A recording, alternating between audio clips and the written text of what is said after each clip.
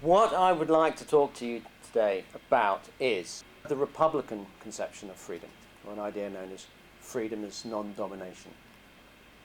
Now, we looked at it mainly when we considered the foundation of citizenship.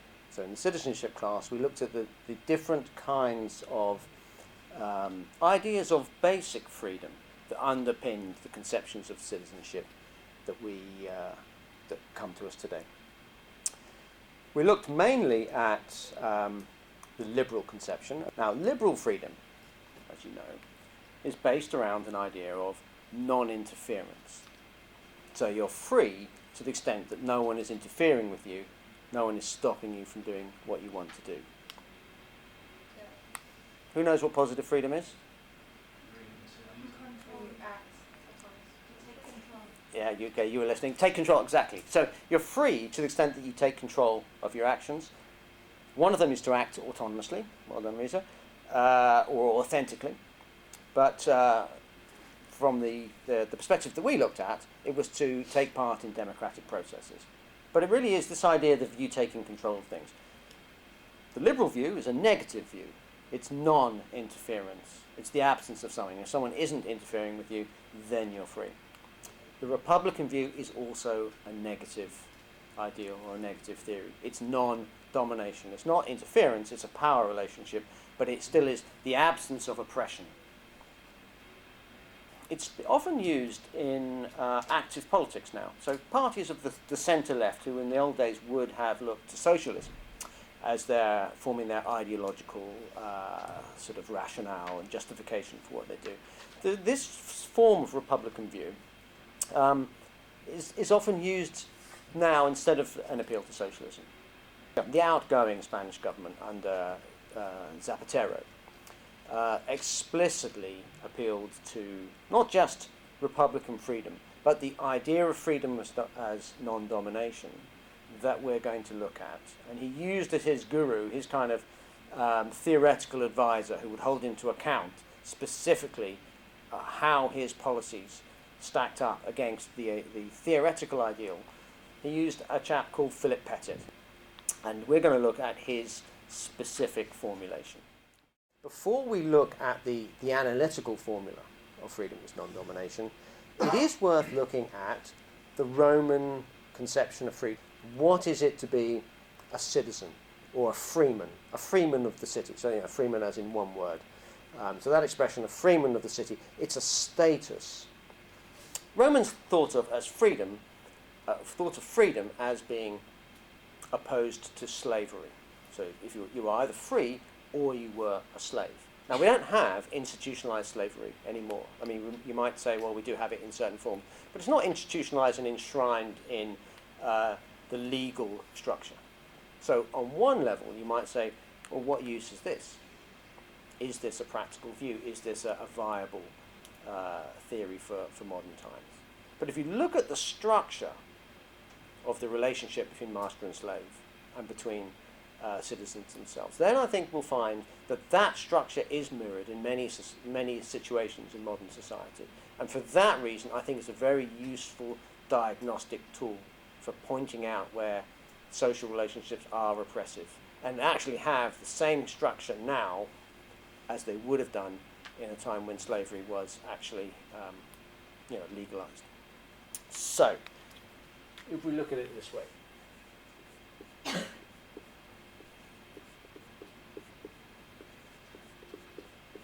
I drew these diagrams before, didn't I? Because I thought I hadn't.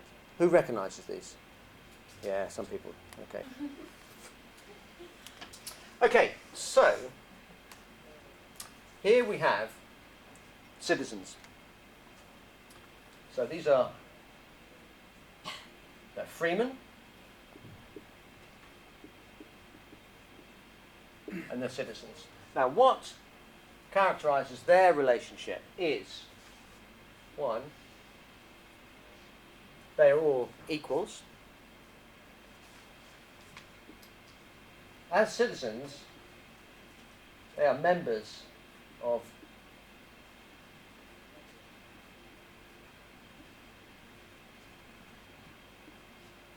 the political community, so they all belong here. This is Rome. And they're part of it. They're equals within it, and they're independent of each other. Okay, so none of those can order the other one around. They can't or tell them what to do. They can't prevent them from doing what the other wants. So they are equals. Now I draw these faces because the metaphor is that they are able to look each other in the eye. Now the slave and the master don't look each other in the eye. The slave looks down. The master probably doesn't bother even looking at him at all. And these conditions are all different. So, they're not equal. He is not a member of the political society, or the slave is not a member. And, crucially,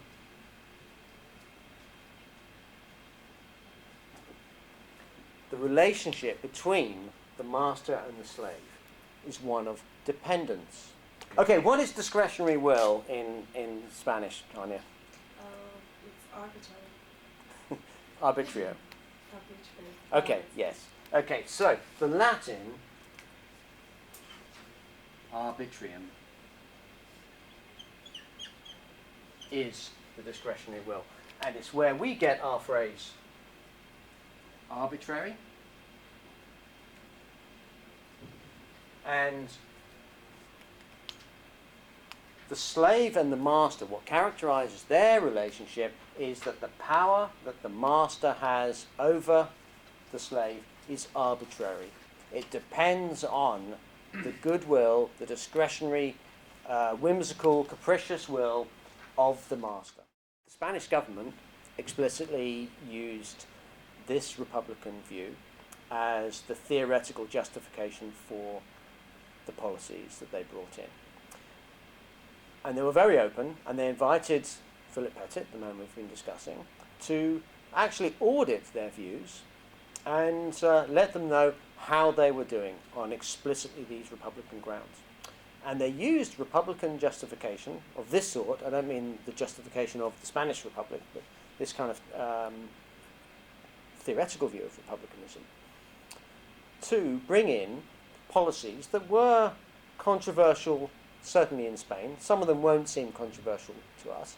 But what is interesting is that the rationale used was specifically Republican. So the very first thing they did, within moments, I think, of taking power, was that they brought in legislation protecting women from domestic violence at home. Now, I imagine most people in this room won't find that particularly controversial. But it was controversial in Spain at the time. There went a very, very long time without any such protection for women in the house. And that was specifically because it was a private matter, it was the private sphere, and the state had no business interfering in what are effectively private arrangements. The real question is, would they be free? So is a woman without protection against domestic violence, is she still free? What do people think? Is that something that can be justified on grounds of freedom, John? It can be justified on grounds of freedom, because if you're a woman and you fear domestic violence from your spouse, then you're under a form of coercion. Okay, good. So there's an uncertainty involved, is what you're saying.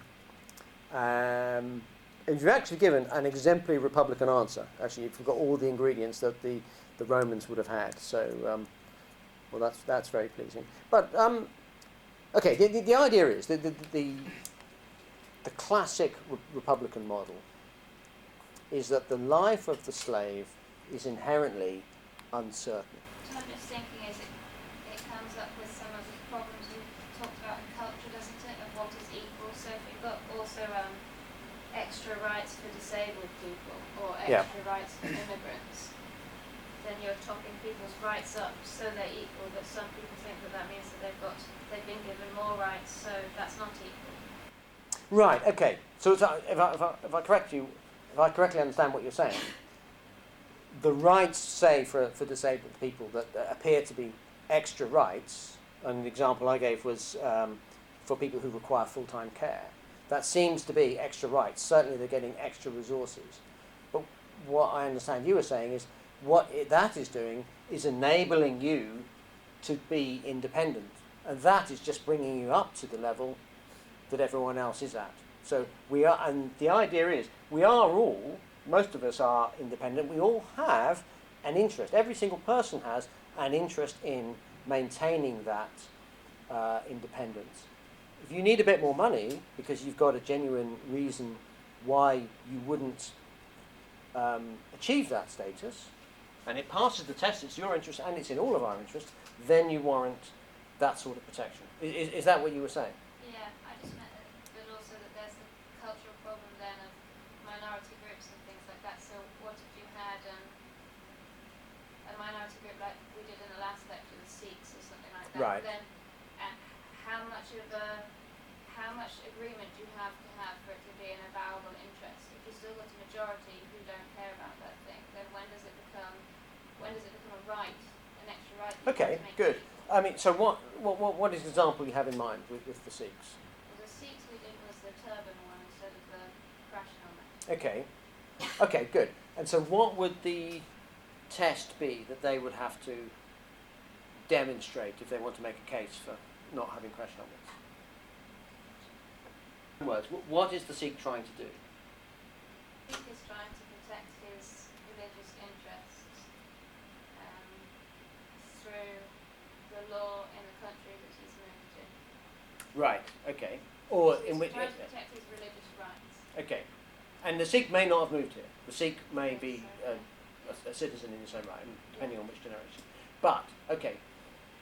So, from the Sikh's point of view, it's a matter of religious freedom to exercise a religion. And simply just put that way, it would seem to pass this test. Because it would seem that, well, certainly the Sikh has an interest in freedom of conscience, freedom of belief. It would look like, and that seems to be avowable as well, we're not too embarrassed to talk about that. So it would look like the basic interest that the Sikh is trying to protect is one that would pass this test. But there's a counterpoint, which is that helmet legislation is there for a reason. It saves lives. It saves public money. If it's not one rule for all, it does seem sort of ad hoc. It would undermine the importance of crash helmet wearing.